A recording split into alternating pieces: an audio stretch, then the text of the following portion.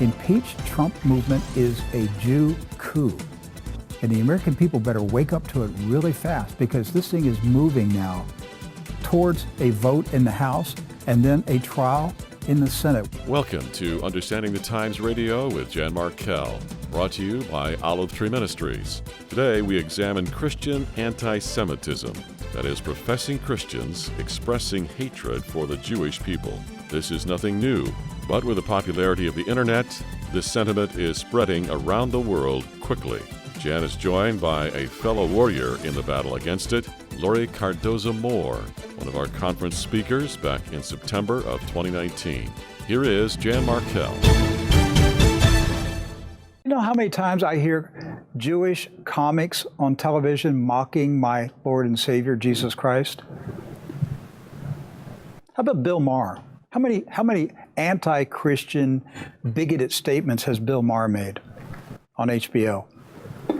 Just think of the Jewish comics that lambast and just denigrate Jesus Christ, Christianity, morality, and they're Jewish comics.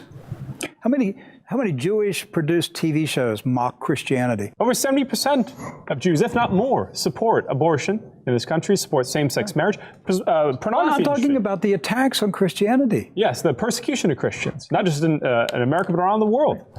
I mean, the Freedom from Religion Foundation, Jewish. Yes. ACLU, Jewish. ADL, Jewish. Go down the list. Who attacks Christianity? Right? Right-Wing Watch, Jewish.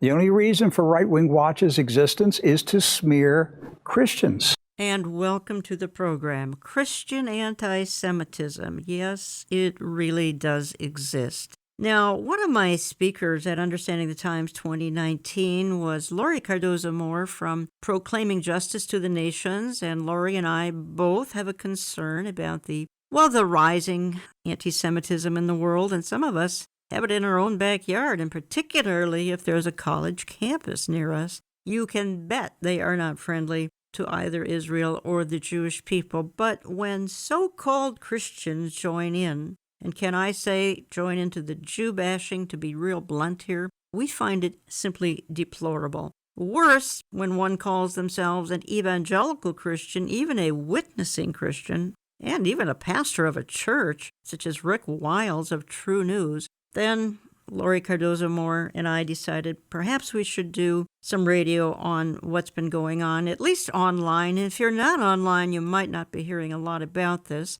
We're going to talk about it for the greater portion of the hour. Laurie Cardoza-Moore, welcome back to the program. Jan, it is always a pleasure to be back here with you, to be on the radio with my sister, my partner in this mission to educate and activate Christians, giving them a biblical perspective of these times that we live in and our responsibility to Israel and to the Jewish people. You are the producer of actually an award-winning documentary. It's The Forgotten People, Christianity and the Holocaust. I've been the writer of the Anita Dittman story, Trapped in Hitler's Hell, true story of a Holocaust survivor. I recognize, both of us recognize, some of Rick Wiles' outrageous statements to be similar, quite frankly, my listening audience, to what Christians probably spoke, heard throughout history, that incited the violent pogroms against the Jewish people, certainly incited the Holocaust of the 1930s and 40s. I have family members who fled the pogroms of Lithuania a long time ago.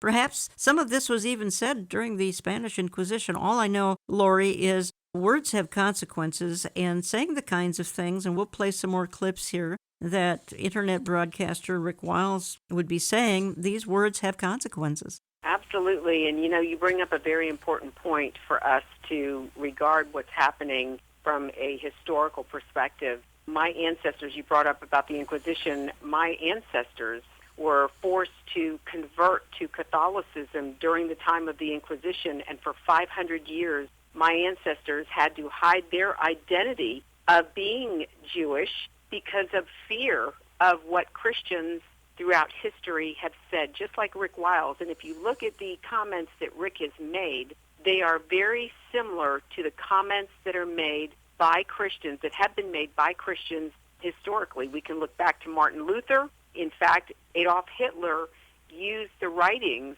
out of Martin Luther's own book, The Jews and Their Lies. And what did Rick Wiles, what is he espousing? He's accusing the Jews of being liars, deceivers, all the same anti-Semitic tropes we have seen historically are being recited out of his mouth. And as I said, Hitler took excerpts from The Jews and Their Lies written by Martin Luther, and he legitimized burning down 1,000 synagogues on Kristallnacht.